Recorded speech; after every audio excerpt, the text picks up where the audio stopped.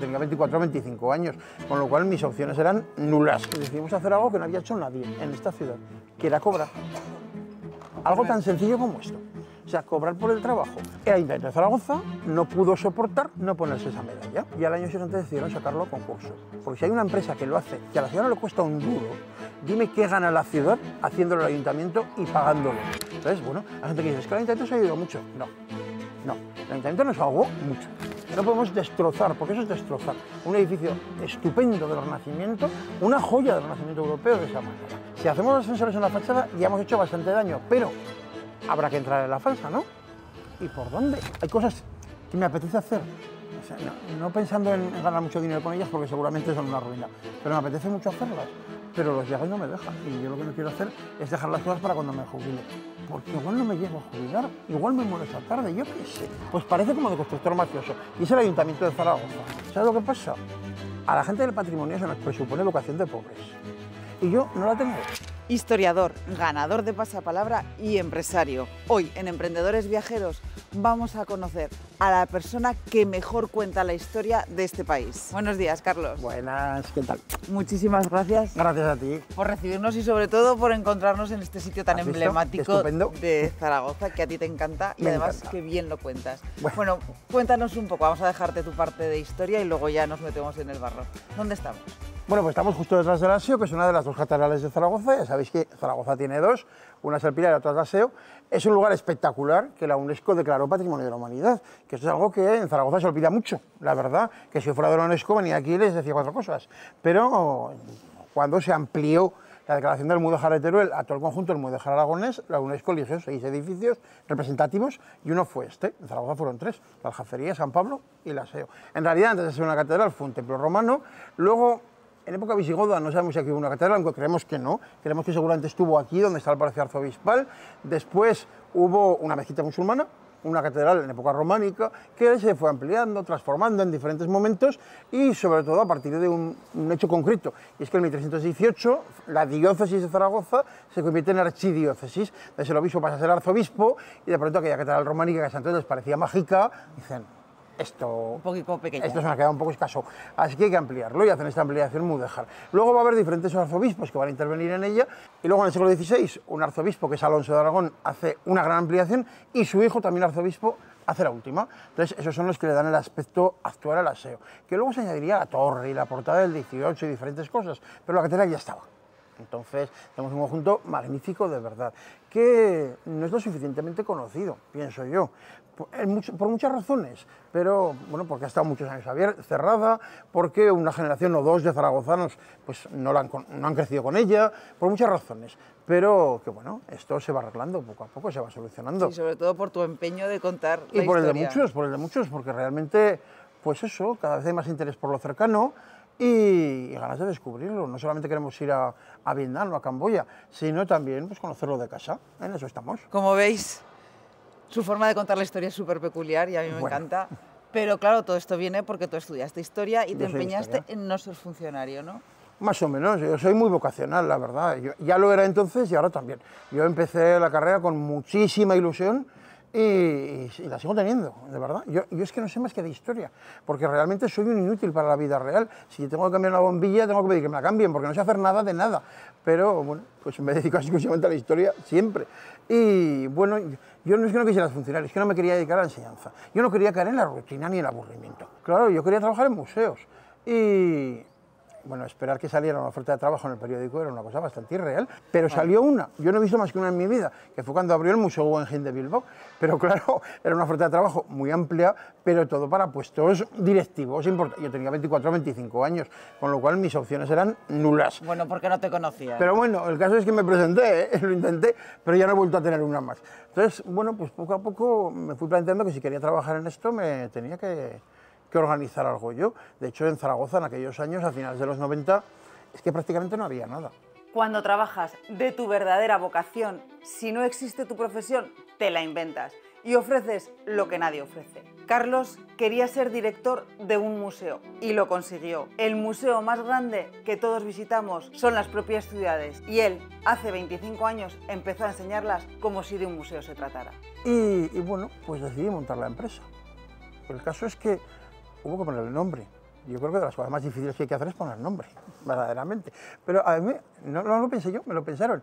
Una profesora amiga mía, Carmen Gómez, estupenda, queridísima amiga, pues en aquel momento había unas fruterías que se llamaban Disfruta.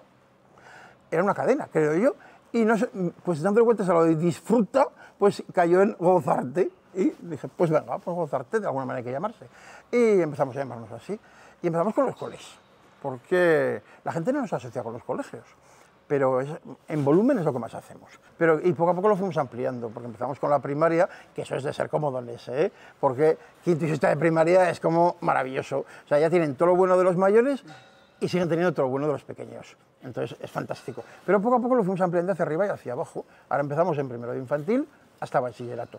Y ya tuvimos claro desde el principio que había que ofrecer lo que en aquel momento no ofrecía nadie. Esto, por ejemplo, no lo ofrecía nadie, la SEO, muchos sitios que no se visitaban con los colegios, porque en muchos sitios tampoco querían colegios, porque pensaban que los chavales eran incontrolables, que iban a hacerles algún destrozo. O que no les interesaba la historia. O que no les iba a interesar. Y es falso todo. Y desde el primer momento tuvimos claro que había que hacerlo todo profesionalmente y seriamente. O sea, no íbamos a hacer folleticos baratos.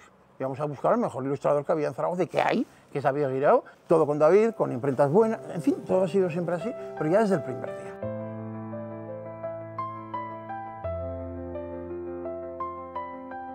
Pero antes de llegar a los colegios, para montar Gozarte, creo que hubo un paso intermedio. Algo trabajaste muy poco en la empresa privada, sí, pero además tuviste un pequeño empujón para montar la empresa con una cierta facilidad, que fue ganar pasapalabra. Exacto.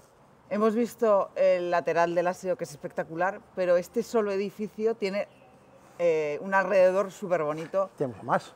Arco del Deán, Pavostria, entonces vamos a ir paseando por la historia de esta ciudad y nos sigues contando tu historia. Venga, cuando estaba haciendo la carrera, surgió un curso, fíjate, que organizaba el Colegio de Doctores y Licenciados de Museología, y me apunté a ese curso. O sea, que la persona que daba el curso acabó siendo la primera directora del Museo Pablo Serrano. Y entonces fui a hablar con ella y le dije, oye, cógeme para hacer cosas gratis. Hacer prácticas gratis es algo que los de nuestra generación teníamos muy integrado. Sabíamos que no teníamos experiencia y era la mejor opción de aprender. En aquel entonces no existían las prácticas ni de grados superiores ni de carreras universitarias. Y desde luego queríamos aprender. La mayor lección es que si quieres dedicarte a algo, busca la manera y que no te importe dar tu tiempo a cambio. No somos conscientes que es la mejor manera de pagar una formación práctica y real. ¿No? Y empecé en el museo. Y bueno, creamos un departamento de educación. Ya había vuelto de París y bueno, y decidimos hacer algo que no había hecho nadie en esta ciudad, que era cobrar. Algo tan sencillo como esto. O sea, cobrar por el trabajo. O sea, porque suponía que todo eso debía ser gratis. Como simplemente lo había hecho el ayuntamiento un poco y el gobierno de Aragón otro poco, los colegios nunca habían pagado. Pero yo tenía claro que si queríamos vivir de eso teníamos que cobrar. Entonces fue algo revolucionario, ¿eh? Suena un poco fuerte, pero es que fue revolucionario. Y nos empezaron a pagar. Es que querían.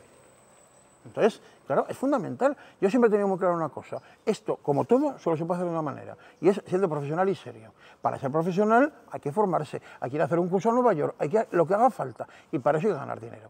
Porque si no, no se puede. Entonces yo lo tenía clarísimo. Y los colegios entraron a aquello. Entonces, claro, poco a poco fue a más y estuve un tiempo. ¿Sabes lo que pasa? A la gente del patrimonio se nos presupone vocación de pobres.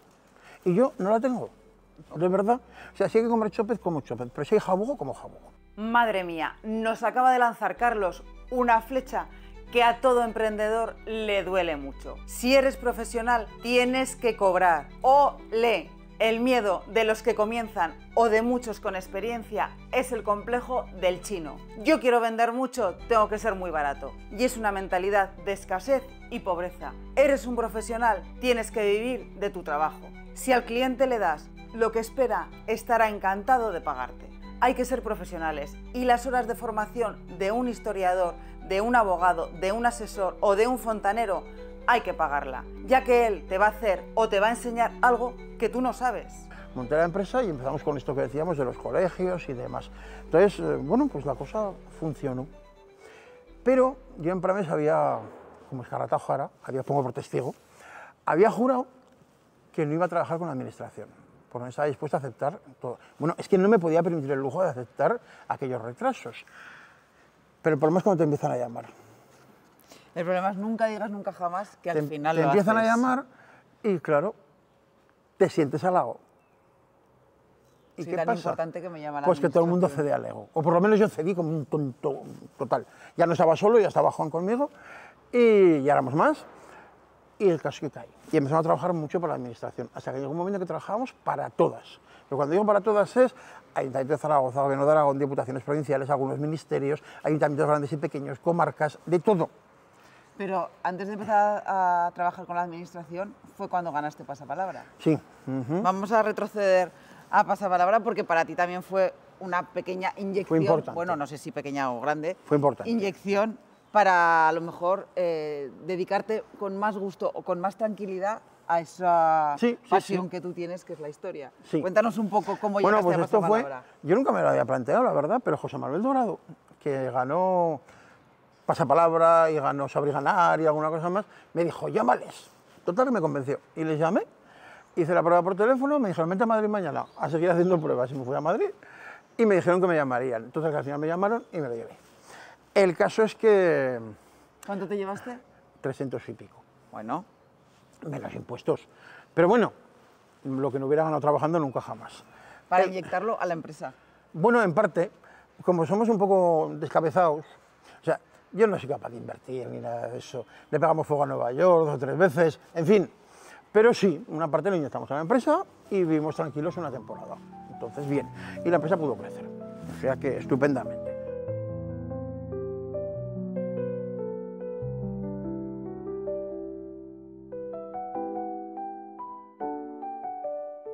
En un momento determinado decidimos empezar a hacer visitas teatralizadas y nos fuimos a ver un poco lo que se hacía en España, Buenísimas, que por entonces cierto. era poquísimo, no había prácticamente nada. Vimos todo, le dimos muchas vueltas, intentamos crear un método porque vimos que lo que había por ahí era más instintivo que otra cosa, no había una metodología detrás. Total, que preparamos una visita que se llamó Bajo la Luna Mudéjar, era un recorrido, bueno, empezaba aquí, Sí, sí. bueno, aquí no, ahí delante de la SE, en la plaza de la SE. Una visita por la situación de Zaragoza en la primera mitad del siglo XVI, después de la expulsión de los judíos y luego de los musulmanes, qué había pasado con toda aquella gente. Y bueno, pues introdujimos algunos personajes, además de eso llevábamos un baúl del que salían diferentes cosas, acabábamos con unos dulces sefardís, Me recuerdo. los cocinábamos en casa cada día. Esto supongo que incumplía una cantidad de leyes tremenda, porque si hubieran venido, en fin. Pero bueno, casi que los hacíamos en casa. Y Bueno, como todos los emprendedores, muchas veces empiezas de lo Pues más claro. manual, incluso a hacer lo que regalas bueno, en casa, luego ya... nuestra casa olía a churrería, bueno, tremendo. La cuestión es que al principio, claro, no funcionó los primeros días, pero claro, todo el mundo tiene amigos y familia para rellenar lo que haga falta, pero en un momento determinado empezó a venir la prensa y explotó, porque no había nada parecido en Zaragoza.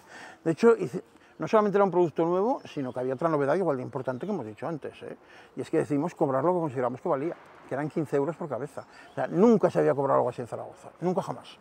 Entonces, claro, era un riesgo tremendo, pero es que yo no podía hacerlo por menos. Si había que pagar actores de verdad, o sea, no gente que... No, actores de verdad, profesionales, a precio de actores.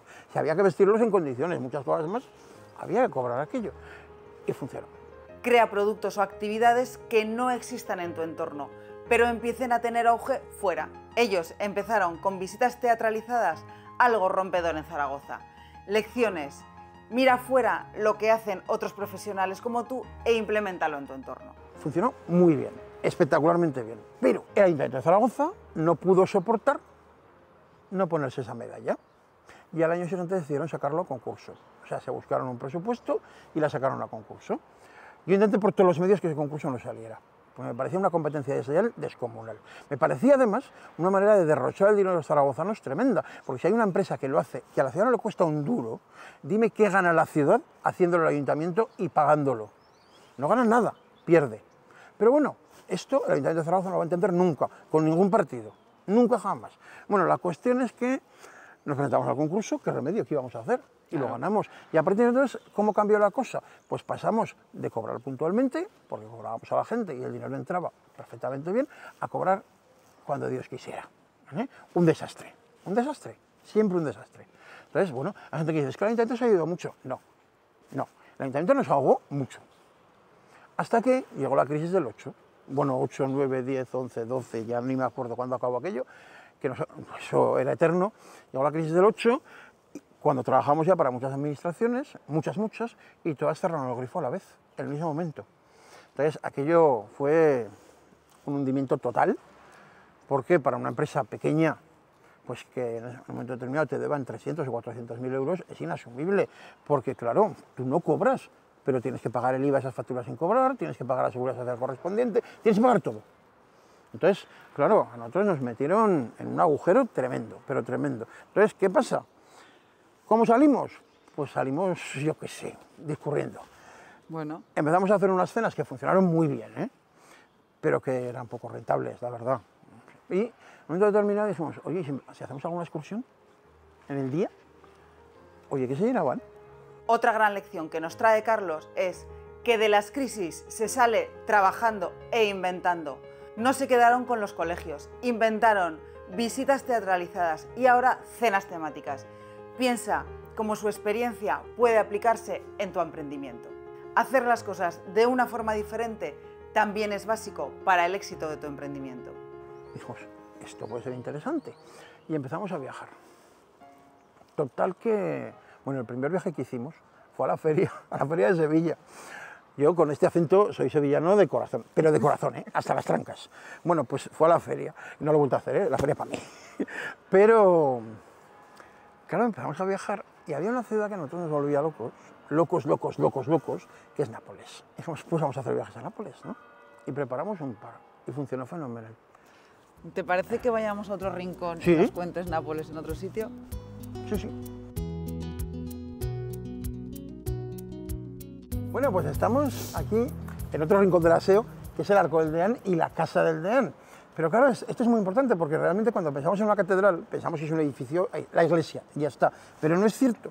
Una catedral es el centro de un barrio y alrededor hay muchas cosas. Porque claro, nosotros empezamos con los coles, luego pasamos a las visitas para adultos, luego empezaron a ser teatralizadas y luego gastronómicas y luego muchas cosas. Luego, después de la crisis, vinieron primero las cenas teatralizadas también, y empezamos con las excursiones y los viajes. Es un poco lo mismo, es una constelación de cosas, porque tuvimos que aprender a golpes, solo se aprende a golpes, creo, de todas maneras. Pero no, tuvimos que aprender que habíamos puesto muchos huevos en la misma cesta, que aunque no viéramos como una cesta, porque claro, pensábamos que el Ministerio de Cultura era una cesta, la Diputación Provincial era otra cesta, pero no, eran la misma cesta. Cuidado con los clientes que llenan tu ego y no tu bolsillo. Y tener muchos pequeños clientes puede ser mejor que tener muy pocos y muy grandes, ya que si se te va uno de los grandes, tienes que tener mucho cuidado porque te puede dañar mucho tu estructura. Empezamos con los viajes, empezamos un poco pues, por casualidad, ¿eh? Ya digo, dijimos, venga, Nápoles. Hicimos un par de viajes a Nápoles y funcionó, y nos pareció aquello increíble, llevamos más de 60, ¿eh? Nápoles es, Sevilla y Nápoles, lo más grande. Bueno, yo siempre digo que en esta empresa hay dos cosas que no fallan nunca. Una es Nápoles, la otra es el cementerio. Ahora hablamos de eso. Pero bueno, a lo que voy, empezamos a viajar. Y al principio éramos muy pijos, ¿eh? Claro, viajábamos con buen tiempo, pero ahora viajamos todo el año. Claro, porque realmente dices, hombre, la primavera es lo mejor. Pero es que la primavera es muy mala para nosotros, porque claro, en primavera es la Semana Santa. Y ahora ha cambiado mucho la temporada, realmente. La gente le ha cogido mucho miedo al verano. Entonces, en verano, claro, hay gente que solo puede viajar en verano, es verdad. Pero hay otros que pueden elegir. Y lo fuerte es el otoño. Pero bueno, es a final de noviembre, principio de diciembre, en Cádiz, o en Huelva o en Sevilla, pues con un tiempo estupendo para esas fechas. Entonces, ya digo, el otoño se ha prolongado una barbaridad, con lo cual, pues bueno, ahí está. Paramos en enero, parte en Navidad y en enero, y en San Valero empezamos otra vez. Bueno, paráis para seguir preparando. Bueno, paramos un poco, sí. A mí el frío me lleva a casa, yo soy muy flojo.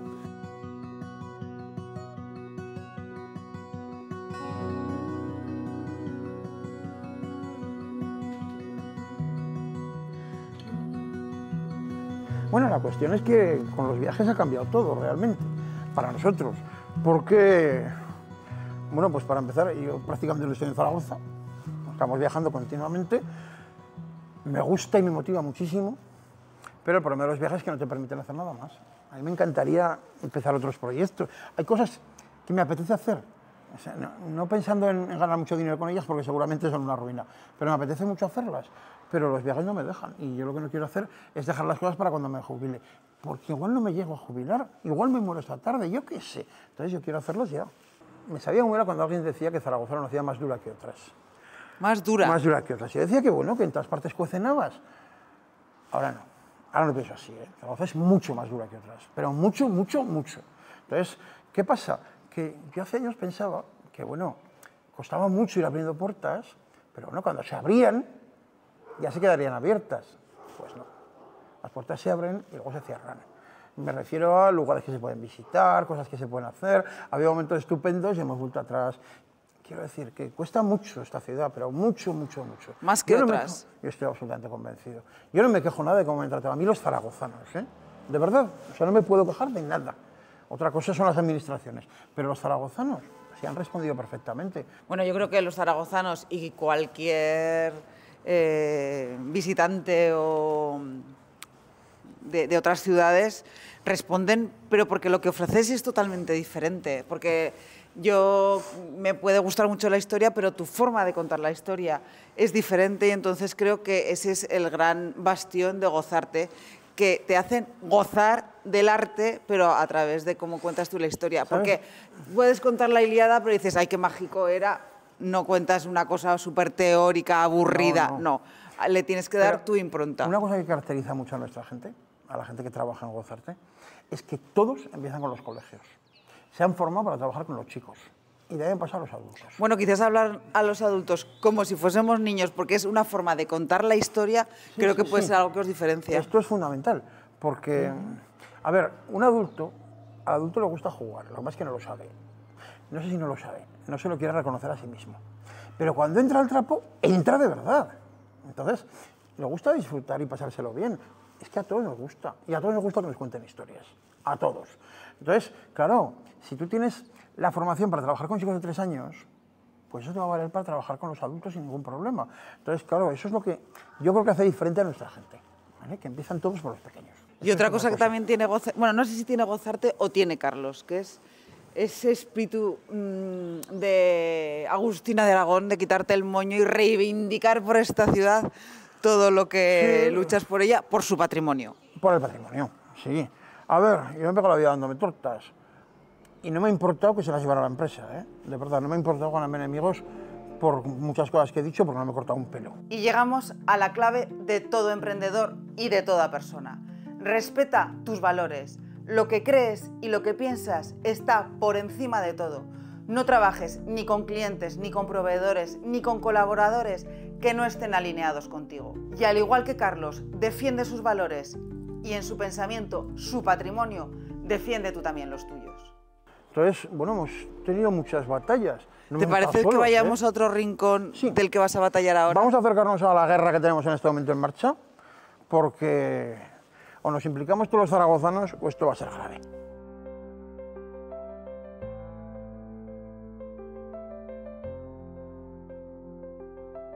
Venimos a otra parte de la historia de Zaragoza, como es el edificio de la Lonja, y sobre todo a contar una parte importante de Gozarte, o de Carlos, que es tu parte reivindicativa del patrimonio.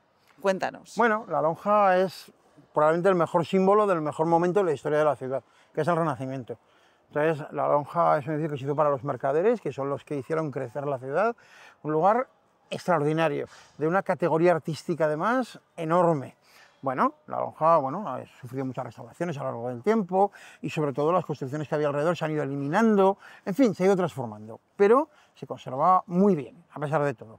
¿Qué ocurre? Pues que en este momento está en peligro, pero peligro real, ¿eh? Sin bromas. ¿Por qué? Pues porque el Ayuntamiento ha decidido que hay que hacer accesible la falsa. ¿Qué es la falsa?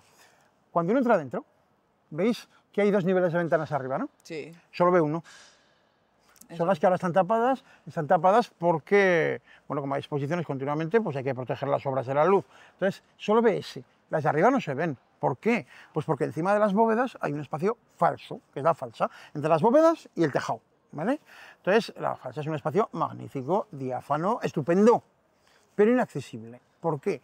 Pues porque históricamente hubo una torrecilla cilíndrica con una escala de caracol en el lado que da al río, en aquella esquina, y esa atrocidad desapareció. Con lo cual hoy para entrar a la falsa hace falta un camión de bomberos con una escalera para entrar por una de las ventanas. Ya está. El ayuntamiento ha decidido que la quiere convertir en espacio expositivo. ¿Eso qué supone? Supone un montón de cosas. Lo primero, hacer un forjado y meter a gente dentro. No tenemos muy claro que esté preparado para ese peso. Pero sobre todo, lo más importante, habrá que poder llegar, ¿no? ¿Y cómo vamos a llegar? Pues haciendo unos magníficos ascensores por la fachada que da al río. 2, a falta de 1. No podemos destrozar, porque eso es destrozar un edificio estupendo del Renacimiento, una joya del Renacimiento europeo de esa manera. Entonces, si hacemos ascensores en la fachada, ya hemos hecho bastante daño, pero habrá que entrar en la falsa, ¿no? ¿Y por dónde? ¿Por las ventanas? ¿O es que vamos a abrir las ventanas y rasgar el muro para que se pueda entrar mejor? Y si montamos exposiciones, ¿por dónde van a entrar las obras de arte?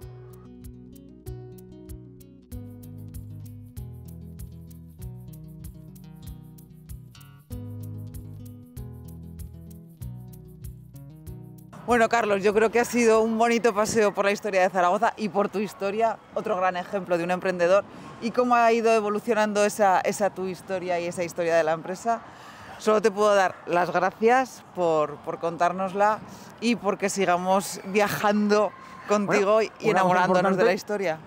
Yo empecé solo, pero ya no estoy solo, desde hace más de 20 años. Está también Juan, que no sé dónde está, estaba por aquí hace un momento. Bueno, está Juan. Pero en realidad somos 2 y luego más gente. Y mucha más gente. Un equipo de gente que son los que permiten hacer esto, porque si no sería imposible, la verdad. Pero bueno, ahí estamos. Pues habéis llegado a 25 años. Hemos llegado a 25 años, que suena como, Dios mío. Y otros 25 por lo menos. Sí. A mí, yo a la historia es eterna, tú también. Digo, entre los 25 años y los premios que están llegando últimamente, digo, ¿esto va a ser que nos tenemos que jubilar o algo? No. Pero no, que somos muy jóvenes. Sí. No sé. Muchas gracias, Carlos. Gracias a ti. Si te ha gustado el vídeo y piensas que con su historia puedes aprender, dale a like y suscríbete al canal. Y sobre todo, si tú crees que tienes una historia como la de Carlos o conoces a alguien que la tenga y nos pueda ayudar a aprender a todos los emprendedores del canal, déjalo en comentarios y nos pondremos en contacto. Gracias por llegar hasta aquí y nos vemos en el siguiente capítulo.